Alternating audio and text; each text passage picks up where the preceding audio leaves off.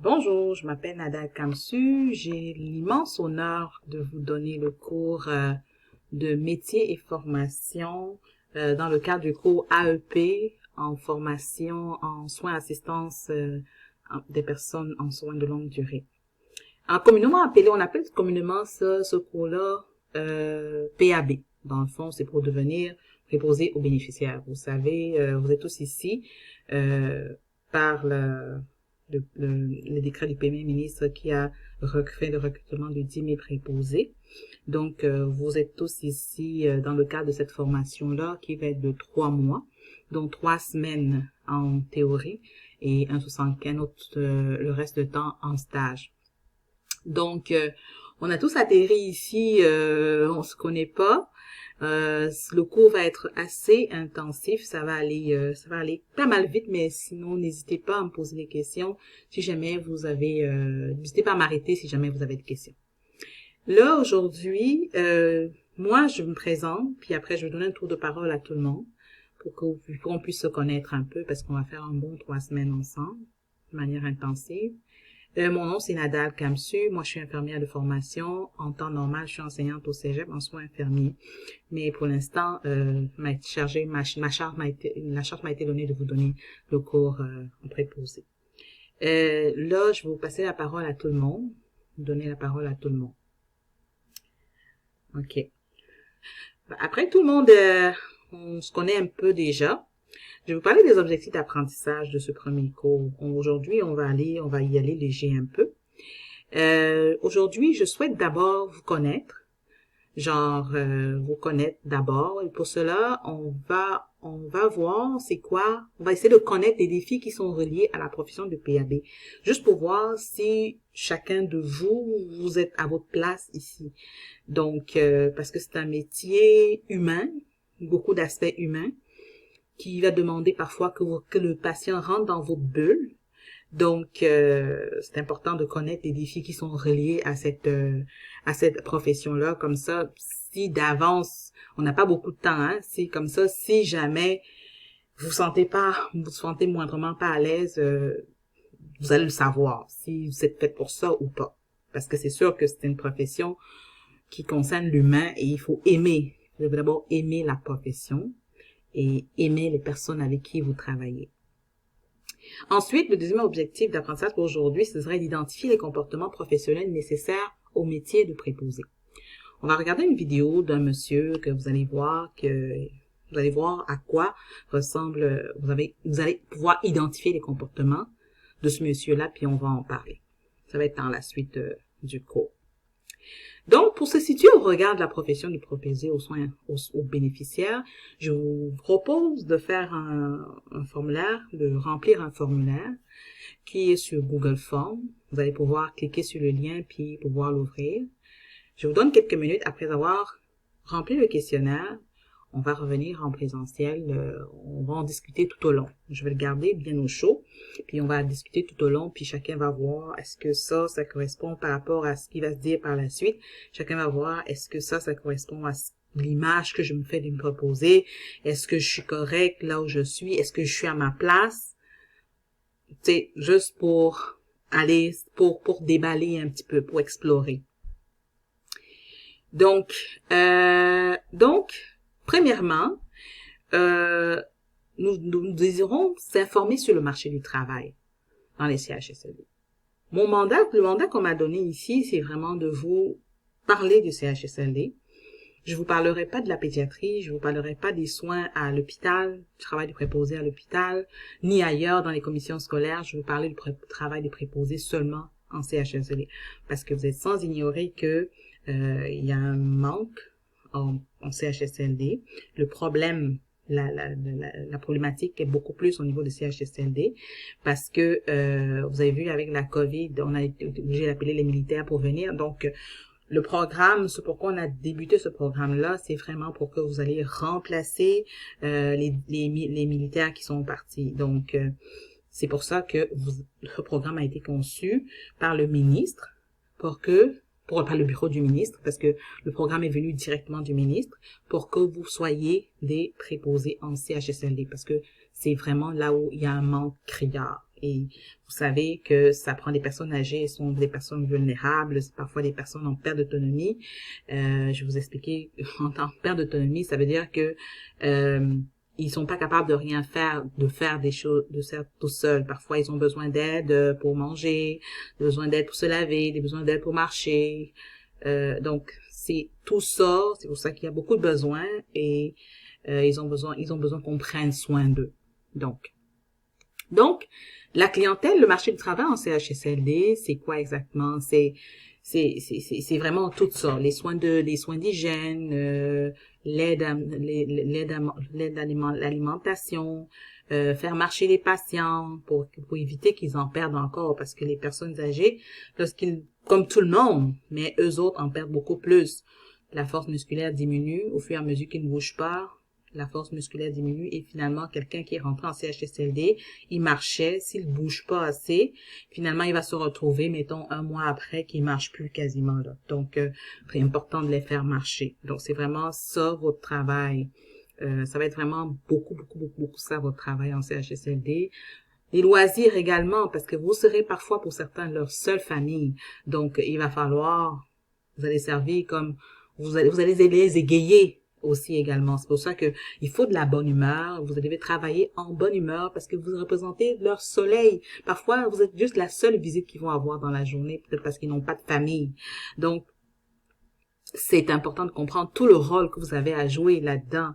Et ils sont vulnérables, tellement vulnérables que vous pouvez leur faire n'importe quoi, ils sont à votre merci. C'est pour ça justement que ça nous prend des personnes, on va voir plutôt des comportements professionnels qu'il faut adopter, ça nous prend des personnes qui sont intègres, des personnes qui sont aimantes. Ça prend, vous allez m'entendre souvent parler de ça, je parle d'amour, beaucoup d'amour, ils ont besoin d'amour. Vous allez avoir des personnes, des fois, vous allez rentrer dans sa chambre, il va se mettre à pleurer. C'est sûr que vous êtes rentré là pour donner une douche ou vous donner un soin d'hygiène. Mais prenez le temps de l'écouter. Asseyez-vous auprès de lui. Écoutez-lui, écoutez. Laissez-le s'exprimer. Parfois, il va pleurer. Il va se parler. Il va pleurer. Juste ça, cette écoute attentive-là, ça lui fait déjà énormément de bien. Travailler en hébergement, ça veut dire quoi? Travailler en hébergement, ça veut dire que vous serez parfois exposé à toucher les selles, à avoir du monde dans votre bulle, à vous faire toucher, avoir un rapprochement, être très proche des patients. Donc, c'est tout ça qu'il faut vraiment voir puis être à l'aise avec. C'est sûr que vous allez, des fois, il m'est arrivé, par exemple, de toucher les selles quasiment d'un patient. Donc, parce que je l'ai tenu debout, et pendant que quelqu'un d'autre le tenait, moi je le nettoyais, puis il arrivait qu'il fasse des selles dans mes mains. Donc c'est des choses à laquelle vous devez être à l'aise. Et vous devez être à l'aise aussi avec des choses comme de la salive, des crachats, des affaires de même, parce qu'il y en a qui des patients que, tu sais, des fois vous travaillez avec une clientèle qui est Alzheimer. Alzheimer, ça veut dire qu'il y a des troubles cognitifs, qui présente des troubles cognitifs, mais il crache, il insulte, tu sais, tout ça, vous devez pouvoir être à l'aise avec ça, puis vous sentir bien là-dedans. Sans trop tarder, nous allons présenter une vidéo. Nous avons présenté une vidéo qui parle d'un monsieur en CHSLD. Je vous laisse observer. Prenez des notes parce qu'on va en reparler de ce qui vous a marqué là-dedans et des principales qualités que le monsieur a dans cette vidéo. Écoutons.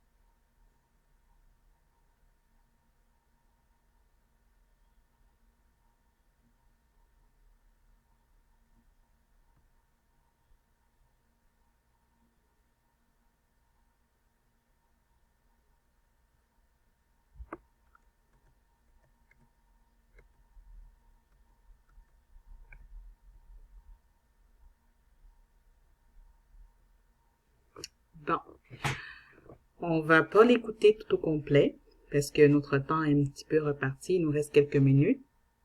Mais là, qu'est-ce que vous avez identifié? Qu'est-ce qui vous a marqué dans ce reportage? Moi, par exemple, je retiens là que la patience, c'est un comportement, le monsieur, il faut de la patience. Les qualités, le profil des clientèles qu'il y a là-bas, c'est parfois des gens qui ont des sautes d'humeur. Des personnes qui, vous allez voir plus tard dans la vidéo, des personnes qui sont parfois des personnes immigrantes, des personnes de cultures différentes, qui comprennent pas la langue que vous parlez, qui s'expriment ni en français ni en anglais. Et là, ça devient un peu difficile, la communication est beaucoup plus difficile. Là, le monsieur vous a parlé également, il parle d'amour, il parle de beaucoup d'amour. Donc, comme je vous disais tantôt, travailler en CHSLD, l'une des qualités, entre autres, que ça vous prend, c'est la patience, parmi lesquelles la patience, l'amour, c'est des deux qualités que vous devez être à l'aise vraiment avec ces qualités-là. Vous devez développer de la patience parce que parfois ils sont plus lents que vous attendiez. Et il faut vraiment les aimer. Le monsieur parlait du toucher tantôt. Juste le fait de le toucher, ça lui fait du bien. On appelle ce genre de toucher, dans le jargon, toucher thérapeutique. Juste le fait, parce que des fois, ils passent des mois et des mois sans être touchés. Un toucher vraiment affectif, ça leur manque des fois. Donc, vous allez jouer ce rôle-là. Vous allez jouer vous allez avoir plusieurs rôles auprès d'eux. Vous êtes vraiment l'oreille de la personne, puis de l'oreille de l'infirmière à qui vous allez reporter si jamais vous constatez qu'il y a un problème. Donc, dans le profil, on a parlé un peu du profil de la clientèle en CHSLD. Puis, vous verrez dans le reste de la vidéo, vous allez voir quel milieu de vie à peu près, ça ressemble à quoi une chambre de personnes en CHSLD. Vous allez voir à peu près comment c'est fait. C'est aussi un milieu de vie, dans le sens où c'est là où la personne vit et il a le droit il doit pouvoir être à l'aise, normalement, il doit pouvoir se lever quand il veut, choisir les vêtements qu'il veut porter, manger ce qu'il veut, faire la sieste quand il veut, parce que quand vous êtes chez vous, vous vous levez pas chaque jour à 5 heures du matin.